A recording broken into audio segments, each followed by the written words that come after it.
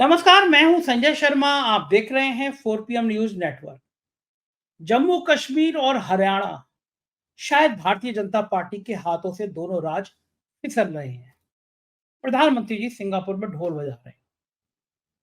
Brijbhushan Singh Bharatiya Janata party के पूर्व सांसद, जिनकी वजह से भाजपा की ऐसी की तैसी हो गई, वो ऐलान कर रहे हैं कि बीजेपी मुझसे कहे तो मैं जाके विनेश फोगाट चुनाव लड़ती हैं तो उनको अगर उनके क्षेत्र में जाके प्रचार कर दूंगा, विनेश हार जाएंगे। क्या गजब का कॉन्फिडेंस है, क्या गजब का आत्मविश्वास है कि ब्रजभूषण सिंह जाएंगे और विनेश के क्षेत्र में प्रचार करेंगे और विनेश हार जाएंगी। मतलब वो महिला लड़की, वो लड़की जिसने पूरे दुनिया में भारत का नाम बढ़ाया था। ओलंपिक में जब उनके जरा से 100-150 ग्राम वजन ज्यादा होने से वो डिस्क्वालीफाई हुई, पूरा देश रो दिया था, क्योंकि एक गोल्ड मेडल आके मिलता हुआ हमें दिख रहा था, हमारी झोली में था। लेकिन पूरे देश ने कहा विनेश हम तुम्हारे साथ खड़े, तुम देश की बेटी हो। और याद करिए, जिस दिन देश की संसद का उद्घाटन था, गृह प्रवेश होता है, मेरे आपके मकान का गृह प्रवेश होता है, दुकान का गृह प्रवेश होता है, कोई अशुभ काम नहीं करते, किसी पे चिल्लाते नहीं है, किसी को डांटते नहीं है, किसी से नाराज नहीं होते। लगता है कि आज तो पवित्र दिन है। उस दिन संसद का उद्घाटन था और ये महिला खिलाड़ी सड़क पे घसीटी जा रही थी। संदेश था कि देखो, अगर मुझसे टकराओगी तो सड़क पे घसीटी जाओगी। जब नाश मनुष्य पर छाता है, पहले विवेक मर जाता है। ब्रजभूषण सिंह के बयान में, इस बयान ने हरियाणा में बची कुची कसर भी पूरी कर दी है।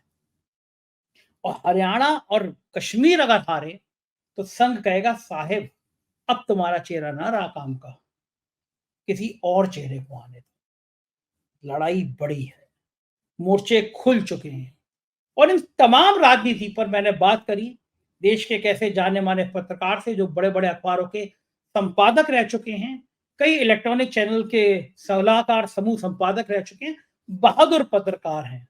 मैं सीधे ले चलता हूं आपको हरियाणा में, चंडीगढ़ से अजय शुक्ला जी के साथ बहुत बेबाक और बहुत शानदार बातचीत है।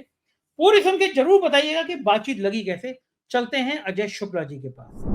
4 PM न्यूज नेटवर्क में स्वागत है अजय शुक्ला जी आपका। मेरा बड़ा मन था कि एक बहादुर पत्रकार से बात की जाए, तो आपसे बहादुर इस देश में कौन पत्रकार होगा। बड़े बड़े अखबारों के आप संपादक रहे, लेकिन कभी आपने अपनी कलम को नहीं झुकने दिया। अब हरियाणा में बैठे हुए हैं तो हरियाणा आजकल गर्म है, राजनीति को लेके गर्म है। विनेश फोगाट, बजरंग पुनिया की कांग्रेस ज्वाइन करने के बाद गर्म है, लेकिन ब्रजभूषण सिंह ने बयान दिया है कि इनकी क्या हैसियत है। मैं अगर विनेश फोगाट के खिलाफ मुझसे बीजेपी कहेगी मैं जाऊंगा और मेरे जाने से चुनाव हरा दूंगा मैं तो जाके। तो ब्रजभूषण सिंह जी ने भास्कर में उनका इंटरव्यू चल रहा है कि भाई मैं विनेश फोगाट तो क्या कांग्रेस के मोहरा था ये तो, और मैं जाऊंगा तो मैं जब चाहूंगा तब चुनाव हरा दूंगा। क्या वाकई में ब्रजभूषण सिंह आएंगे और अगर विनेश फोगाट चुनाव लड़ती हैं तो ब्रजभूषण सिंह हरा देंगे उनको? मैं ये कहता हूं ब्रजभूषण सिंह की औकात नहीं है उस क्षेत्र में घूमने की, और यदि हिम्मत है तो अकेले अपनी अपनी फोर्स रखें। ये जो पुलिस उलिस और ये सुरक्षा हटा के देख लें, मुझे लगता है जाट इतना मारेगा ना कि ये पहुंच नहीं पाएंगे। मैं बड़े बड़े ईमानदारी से कह रहा हूं, ब्रजभूषण शरण सिंह की औकात नहीं है। तो मैं तो कहूंगा कि आए, और आना चाहिए यदि वो जहां से भी लड़ती है, और इसको फिर देखें हरियाणा क्या है। और ये ब्रजभूषण शरण सिंह आ गए तो ये भी जान लीजिए, भारतीय जनता पार्टी को यदि 20 सीटें आ रही होंगी तो कम से कम 10 तो और हार जाएंगे। बाप रे बाप। तो आप इससे समझ लीजिए ब्रजभूषण शरण सिंह ये गलत फहमी का शिकार वही हो। मैं तो मतलब जो स्थिति उनकी देखता हूं, मुझे लगता नहीं है कि उनके अंदर इतना मादा होगा, क्योंकि वो यदि ये दिखा दे तब तो मैं उन्हें बड़ा वीर मानूंगा। मैं मानूंगा हाँ वो राजपूत की औलाद, बड़ी ईमानदारी इसमें, मुझे नहीं लगता है। तो इसलिए वो जितना जहां पे अपनी बकैती दिखा रहे हैं वहीं दिखाते रहे, बने रहे हीरो, जीतते रहे, वो अलग विषय है। लेकिन मैं चूंकि जहां कैसरगंज से उनका बेटा आजकल सांसद हो गया उनकी जगह, तो वहीं पे मेरी भी अपनी जमीन है, मझारा पड़ता है, गांव का नाम है मझारा तोकली, वो कैसरगंज ही तहसील क्षेत्र में आता है। तो वहां पे जमीन है, तो मैं जानता हूं, वहां पे अपना जो ग्राम प्रधान है वही देखते हैं। तो मुझे उनसे मैंने पूछा, तो उन्होंने एक चीज बताई कि भैया जब पैसा मिल रहा है तो काहे ना लो, इतना पैसा कौन देता है। तो स्वाभाविक सी बात है, वो जिस बूते जीते हैं उसमें पैसा बड़ी चीज है, कुछ और हो। लेकिन आपको एक चीज बताएं, आप देखिएगा कैसरगंज क्षेत्र से उन्हें वोट उतना नहीं मिला है, उन्हें दूसरे पयागपुर और उधर के इलाके से मिलता है। तो ये सारी वजह है। तो इसलिए मुझे नहीं लगता है कि वो ऐसा करेंगे, और या भारतीय जनता पार्टी, इसीलिए तो वो कह रहे हैं कि पार्टी का है। अरे ऐसे ही चले जाओ भाई, ऐसे भी तो जाया जाता है कि हाँ ठीक है हमारे उससे तो वो चले जाए। तो ये है। बहुत ही कैडी चुनौती दे दिया आपने, वो तो कैडी कहते हैं, कैडी चुनौती दे दिया आपने उनको। नहीं, मैं कह रहा हूं कि सही में यदि वो राजपूत है तो उन्हें जाना चाहिए, निश्चित रूप से जाना। और नहीं, मैं वही तो कह रहा हूं कि उन्हें जाना चाहिए, फिर तो चैलेंज है ना ये। फंसा रहे हैं आप उनको, मतलब आपको पता है कि हरियाणा में क्या हाल होगा, फंसा रहे हैं आप चुनौती किसी जाए करने को। मुझे बताइए अजय जी, आप तो इतने सीनियर जर्नलिस्ट हैं, बड़े बड़े अखबारों के संपादक रहे हैं, कई नेताओं से आपको बहुत करीबी आपके संपर्क हैं, बड़े बड़े नेताओं से आपके संपर्क हैं, प्रधानमंत्री को कवर किया है, वाजपेयी जी को, बड़ी बड़ी स्टोरी प्रधानमंत्री जी पे की है, और आपके व्यक्तिगत भी बड़े अच्छे रिश्ते थे। राष्ट्रपति, पूर्व राष्ट्रपति आपकी पड़ोसी थे साहब। मुझे बताइए कि जिस दिन नई संसद का उद्घाटन हो रहा था, प्रधानमंत्री जी बड़े शान के साथ नई संसद का उद्घाटन कर रहे थे, खिलाड़ी धरना दे रहे थे, लंबे समय तक धरना दे रहे थे। मैंने भी दिल्ली जाके उनके धरने कवर किए, उनके स्पॉट पे गया, पुलिस वालों से मेरी भी झड़प हुई। खिलाड़ियों को घसीटने वाली जो घटना थी, जिसको पूरी दुनिया ने कवर किया, पूरी दुनिया में बदनामी हुई भारत की, क्या दिल्ली पुलिस की इतनी हिम्मत थी कि वो बिना अमित शाह जी से, बिना गृह मंत्री जी से, बिना प्रधानमंत्री से पूछे उनको वहां से घसीटती? पहला सवाल। और अगर उन्होंने अनुमति दी थी कि बहुत हो गया, इन खिलाड़ियों को भगाओ यहाँ से, कोई हमारे आपके घर में कोई पवित्र काम होता है, कोई दुकान का उद्घाटन होता है, कोई घर का गृह प्रवेश होता है, उस दिन हमें गुस्सा आ भी रहा होता है, तब भी हम संयम रखते हैं कि आज बड़ा शुभ काम है, हमें अशुभ कोई बात नहीं करनी, गुस्सा नहीं होना, किसी का बुरा नहीं सोचना, भला सोचना। तो नई संसद का जिस दिन उद्घाटन हो रहा था, उस दिन ये सारा कांड क्यों किया प्रधानमंत्री जी ने? एक दिन आग पहले कर लेते, एक दिन बाद कर लेते, अगर किया तो। आपको क्या लगता है कि क्या ये अहंकार था कि आज मैंने देखो नई संसद का उद्घाटन किया, आज ही मैं तुम्हें लते आता हूँ यहाँ से? और जो विनेश फोगाट और बजरंग पूनिया, साक्षी मलिक, जिस तरह से महिलाओं को घसीटा गया, एक महिला मिली जब मैं कवरेज करने गया, 65-70 साल की रही होंगी, फक कर रोने लगी, बोली मेरा कोई मतलब नहीं है, मैं बहुत दूर से थी, जब टीवी पे मैंने देखा घसीटी जा रही हूँ तो मैं आई हूँ, रोने लगी बिलक बिलक के कि ऐसा देश में ऐसी बेटियों के साथ जिन पे पूरे देश ने नाच किया है, क्यों किया होगा घटना, उस दिन क्यों किया होगा? मेरे को आज तक समझ में नहीं आया ये। देखिए, मुझे लगता है कि जब एक कहा जाता है जब घमंड चढ़ जाता है ना, तो दिमाग में चढ़ जाता है, आदमी सोचता है मुझसे ज्यादा तो कोई नहीं। अच्छा एक बात बताइए, हम विनेश फोगाट को दोष दे देते, हम बजरंग पूनिया को दोष दे देते, हम साक्षी मलिक को दोष दे देते, प्रधानमंत्री नरेंद्र मोदी के साथ में लंच डिनर जो भी करते हुए, उस समय उसने उनको अपनी बात बताई थी और उनसे वो दर्द साझा किया था। ऐसा नहीं है कि उसने, और प्रधानमंत्री ने उससे क्या कहा था, नहीं तुम बहुत वो हो और तुम ये करोगी और बाकी मैं इसको करवाता हूं। और आप बताइए, साल उसने इंतजार किया, कुछ नहीं। और जब ऐसा ना हो तो उन घटनाओं पे जिन पे आप कोई संजीदा नहीं होते हैं देखने पे, और इसके बाद सिर्फ फोटो खिंचाने और वीडियो बनाने के लिए, स्वाभाविक सी बात तकलीफ होगी। वही तकलीफ थी उन लड़कियों। और आप बात करिए तो पता चलता है कि किस किस तरीके के हालात हुए। कोई लड़की इतना एक्सट्रीम जाकर के तभी करती है जब कोई बहुत गंभीर मसला होता है, और अपना कैरियर, अपना सब कुछ दांव पे लगा के करते हैं। तो आप जबकि जानते हैं वही वहां सर्वे सर्वा है, सारी जगह सब कुछ बना हुआ है, इतना रिस्क उठाए कि ये था कि हाँ प्रधानमंत्री तो हमारे साथ ही हैं, उन्होंने तो हमें कहा ही है, ये विश्वास था। तो सोचा कि एक पहले वो दें, और आप देखिए पहली बार बैठे, आश्वासन मिला, हट गए, फिर दोबारा बैठ। तो आप इसको समझिए, बहरहाल आपने उनके दर्द को नहीं समझा, आप कुछ नहीं करते, बुलाते, बैठाते कि अच्छा बेटा मैंने सुन लिया, मैं उनको, आप दोनों को आमने सामने बैठा देते और चर्चा करा देते, शायद इतनी बड़ी बात नहीं। लेकिन नहीं, जब आपके घमंड चढ़ा होता तो आप कहते हैं इसकी औकात, तो वही स्थिति होती। मैंने देखा है तमाम सारे लोगों को यही दिमाग में चढ़ जाता है, हम ही हैं, हम भगवान हो गए, और उस चक्कर में वो अपने आप को भगवान समझने लगते। ठीक है, आपके पास हो सकता है पैसा हो, गाड़ी हो, दूसरी चीजें हो, लेकिन एक समय ऐसा आता है कि ऐसे लोग इतने डिप्रेशन में चले जाते हैं, कुछ कहना नहीं। बहरहाल जो ये होना था हुआ। ब्रजभूषण शरण सिंह का चरित्र आप देख लो ना, आप गोंडा के उस चरित्र से देखो जब वो छात्र नेता के तौर पे अयोध्या में थे, फैजाबाद में, और वहां से आप शुरू करो और देखो कैसे कैसे बड़ा, कहां से इतना पैसा आ गया, कहां से ये सब हो गया, क्यों नहीं ईडी आज तक भेजी। और प्रधानमंत्री चाह ले तो ब्रजभूषण शरण जैसे लोग औकात है कि उसके बाद बोल पाएंगे, दिख पाएंगे।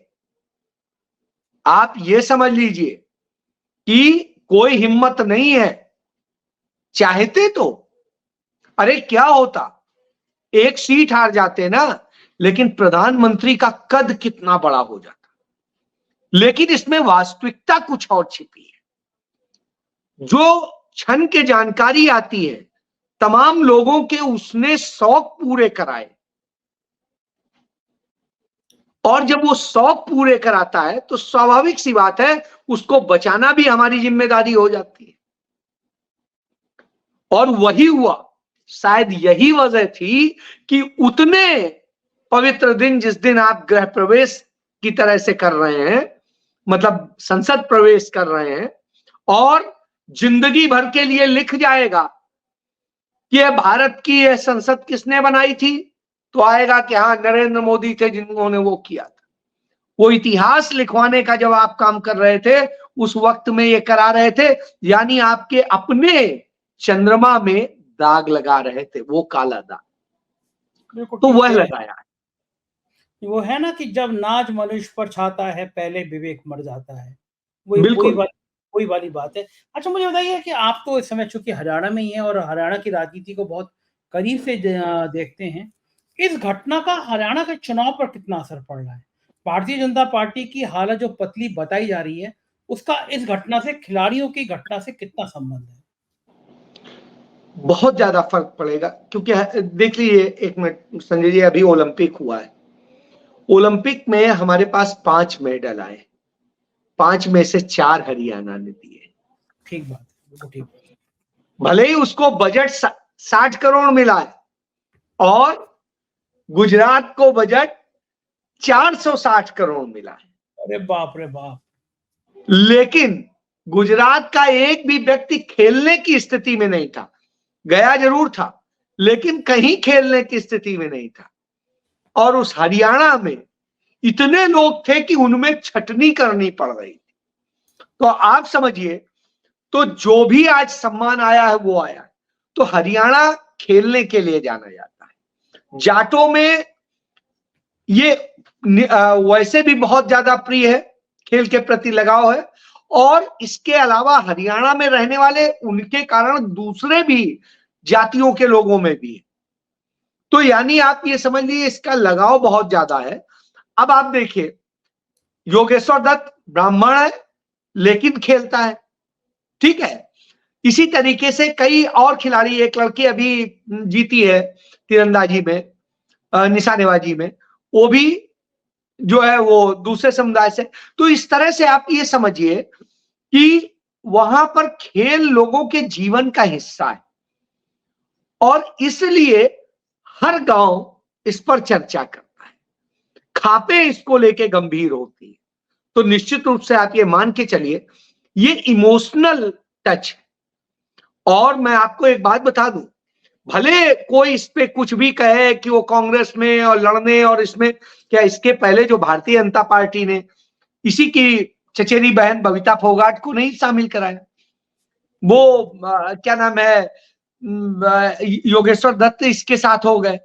इसके अलावा आप देखिए कितने खिलाड़ी हैं, है नेहा, वो क्या नाम, नेहवाल कौन है, वो है। तो इसी तरीके से तमाम सारे लोग। तो ये आप जान लीजिए, वो भाजपा में आते हैं तो ठीक है, वो भाजपा से टिकट पाती है, बबीता लड़ती है, वो ठीक है। यदि विनीश को मौका मिल जाता है तो वो ठीक है, वो उसकी है, उसकी बात की जाती है तो ये गलत है। अरे भाई, दो चश्मे थोड़ी नहीं हो सकते हैं, एक ही चीज होगी। तो इसलिए मैं समझता हूं इससे एक बड़ा संदेश गया है कि तुम यदि उसका गोल्ड मेडल छीन सकते हो तो भगवान यदि चाहता होगा तो हो सकता है वो हरियाणा की खेल मंत्री हो, तब क्या कर लेंगे। क्या बात है, क्या बात है, बिल्कुल सही बात है ये। और दूसरा, कितना भक्तों के लिए अजय जी डूब मरने वाली बात थी। पाकिस्तान जिसको तुम मजाक उड़ाते रहते हो, सुधीर चौधरी जैसे और बाकी सब गोदी मीडिया के एंकर और एंकरनियां, कि पाकिस्तान में टमाटर नहीं है, पाकिस्तान में प्याज नहीं है, खाने के लाले पड़े। वो पाकिस्तान गोल्ड मेडल जीत के ले गया। और तुम्हारे देश में खेलेगा इंडिया, बढ़ेगा इंडिया। कैसे बढ़ेगा? क्योंकि ओलंपिक में तो कमान संभाली है मुकेश अंबानी की पत्नी नीता अंबानी।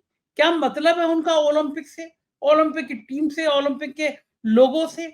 लेकिन जब कमान ऐसे लोगों को दी जाएगी, ब्रजभूषण सिंह, नीता अंबानी, तो देश देश में ऐसी तो नगीने आएंगे। वो तो सलाम है विनेश फोगाट को, कहां तक पहुंची दुर्भाग्य था लड़की का, कि मतलब वरना वो गोल्ड मेडल लेकर आती, देश का नाम ऊंचा करती। लेकिन आप सही कह रहे हैं कि आप कह रहे हो खेल मंत्री, तो क्या आपको लग रहा है कि हरियाणा में कांग्रेस की सरकार बनने जा रही है?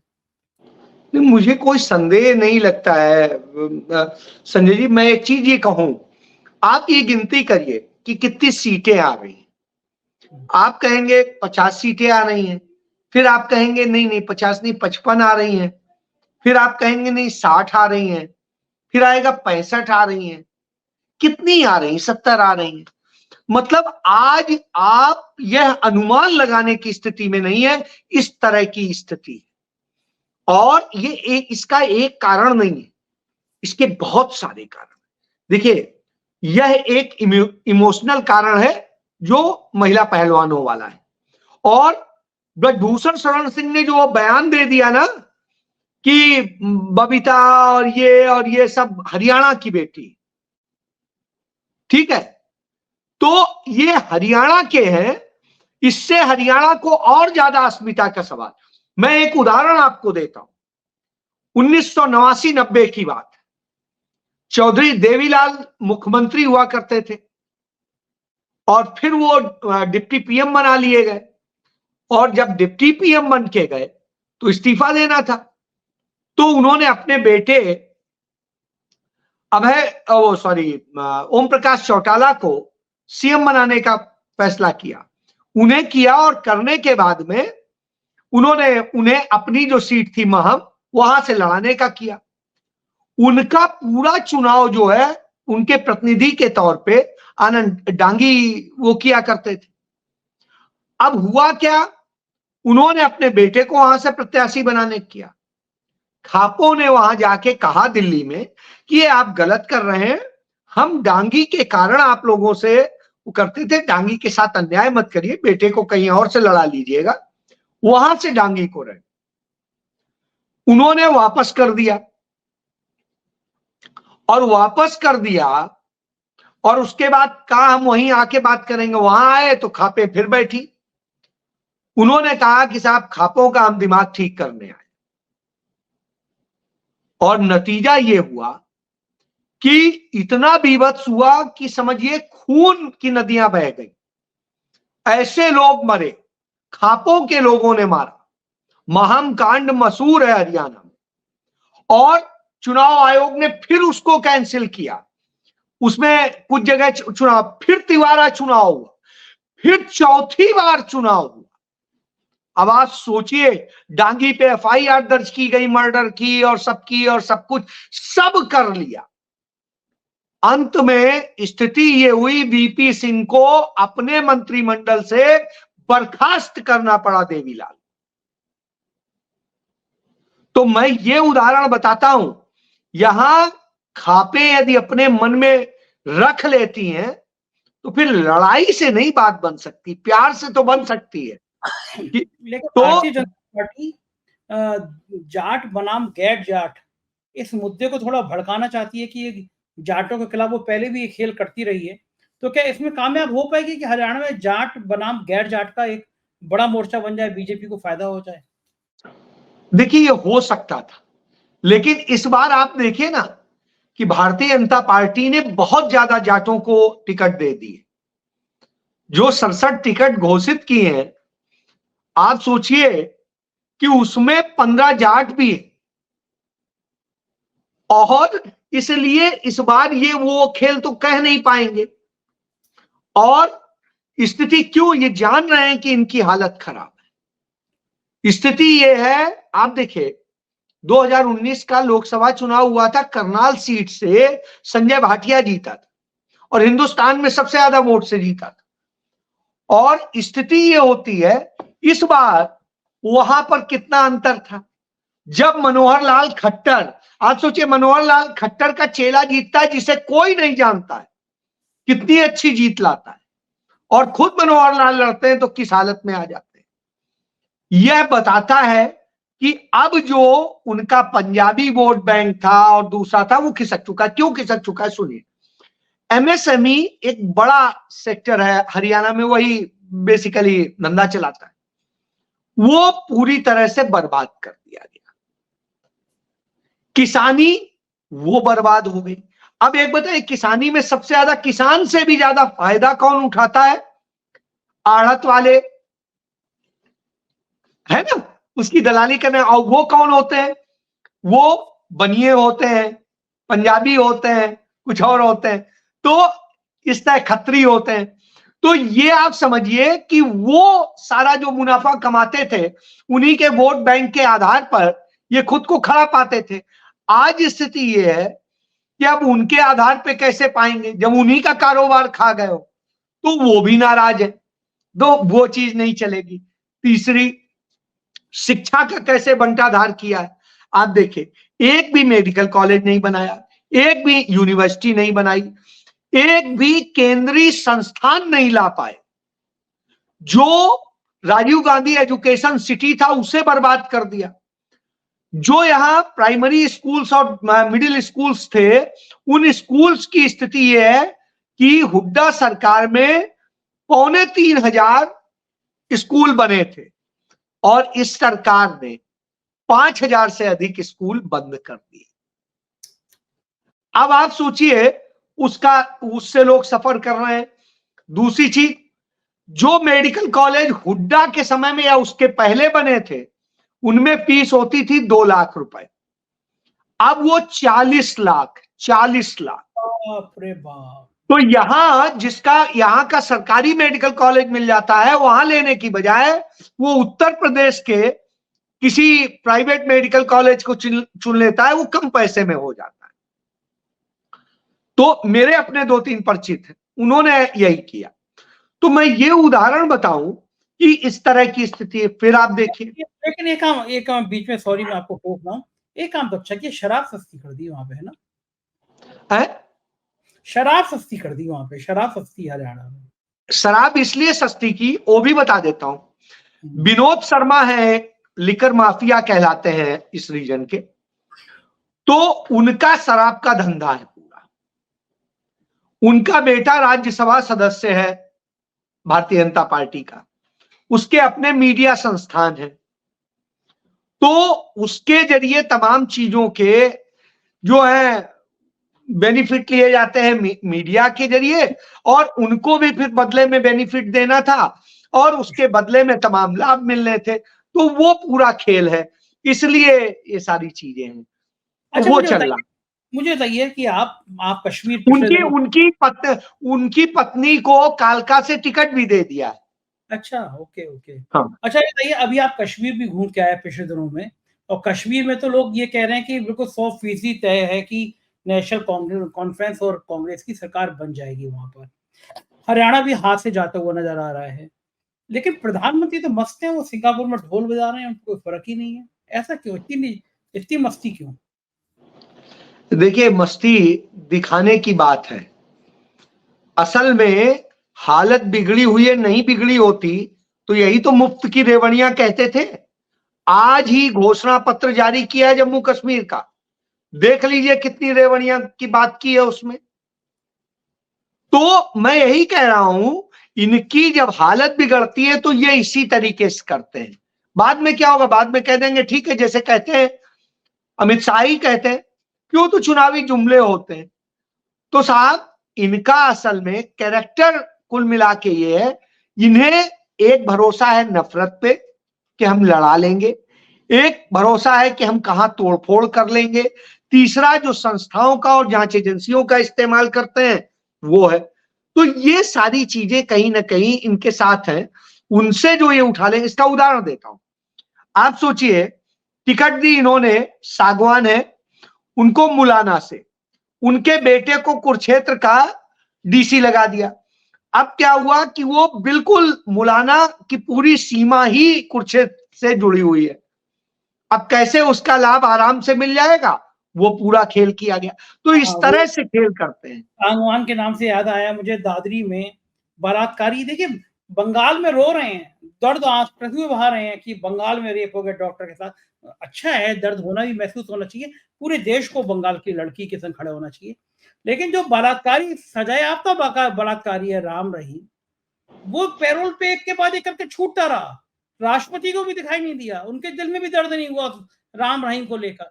और जो जेल सुपरिटेंडेंट इतना मेहरबान था, जो जेलर इतना मेहरबान था राम रहीम पे, यानी जिस बलात्कारी के लिए संरक्षण दे रहा था, उसको दादरी ने टिकट दे दिया। बदले में कांग्रेस से मनीषा सांगवान मांग रही है, बहुत पढ़ी लिखी और दिल्ली के बहुत सबसे शानदार स्कूल की कॉलेज की पढ़ी लिखी महिला है। कांग्रेस ने अगर टिकट दे दी, जीत भी जाएंगे मनीषा जी, लेकिन इनको शर्म नहीं आती है, बलात्कारी को संरक्षण देने वाले को टिकट दे रहे हैं, इस माहौल में टिकट दे रहे हैं। इसका मैसेज जाएगा क्या? नहीं, ये सारे संदेश जा रहे हैं संजय जी। मैंने क्यों कहा कि आप नंबर गिनिए कितनी आ रही सीटें, ये इसीलिए मैंने कहा, क्यों का यहां पर हिंदुस्तान का जो पूरा बेरोजगारी दर है, वो पूरे हिंदुस्तान के इतिहास की जो आजाद भारत के बाद में सबसे ज्यादा है। अब आप देखिए वो कितनी है, 7.5%। लेकिन हरियाणा की यदि आप देखिएगा तो 35%। जब बेरोजगारी 35% हो, हालत ये हो कि कॉन्ट्रैक्ट पे 15,000 के सफाई कर्मी की पोस्ट निकले, 46,000 वो लड़के अप्लाई करें जो पोस्ट ग्रेजुएट हैं, एमबीए है, इंजीनियरिंग है, या और दूसरी डिग्रियों के पीएचडी, और वो भी कॉन्ट्रैक्ट की 15,000 की पोस्ट। तो आप सोचिए कितनी बुरी दशा हो गई। डोंकी के थ्रू विदेश जाने के लिए मजबूर हो रहे हैं। यह बताता है कि हरियाणा में बद से बदतर स्थिति है। तो वो जवाब मिलेंगे। लड़कियों के आबरू लूटने की बात है, वो जवाब मिलेंगे। अग्निवीर इतनी बड़ा मुद्दा है, अग्निवीर बहुत बड़ा मुद्दा है, और वो हरियाणा के लिए ज्यादा बड़ा मुद्दा है। नरेंद्र मोदी ने रेवाड़ी में ही प्रधानमंत्री का कैंडिडेट घोषित होने के बाद किया था रैली, और वहीं कहा था हम आपके लिए करेंगे।